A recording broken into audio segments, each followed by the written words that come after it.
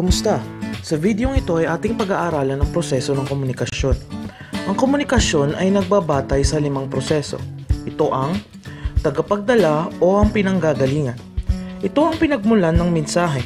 Maaaring isang tao, isang institusyon o kaya'y isang organisasyon. Pangalawa ay ang medium o channel. Ginagamit para maipadala ang mensahe, makabagong instrumento, salita, galaw o kilos o ekspresyon ng mukha. Pangatlo ay ang puna na nahahati sa 2 sistema. Ito ang katugunan at ang kasagutan. Pang-apat ay ang tagatanggap. Ito ang taong pinadalhan ng mensahe, magkikilala at mauunawaan ang ipinahahawati. At ang panghuli ay ang ingay. Ito ay ang sagabal sa pagpapadala ng mensahe. Ngayon at nalaman na natin ang proseso ng komunikasyon, atin namang alamin ang mga elemento nito. Ang una ay ang pinanggagalingan ng mensahe.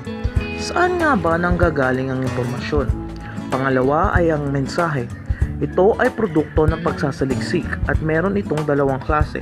Ang una ay ang mensaheng pangnilalaman o panglingwistika o ang mensaheng relasyonal o mensaheng di-verbal. Pangatlo ay ang channel. Maaari itong daluyang sensory o daluyang institusyonal. Pang-apat ay ang tagatanggap o ang pag-unawa sa natanggap na mensahe. Panglima ay ang tugon o feedback.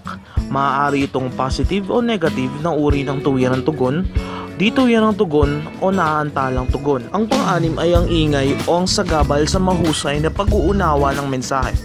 Ang panghuli ay ang konteksto o ang kabuoang kaligiran ng komunikasyon, maaaring pisikal, historical o kultural.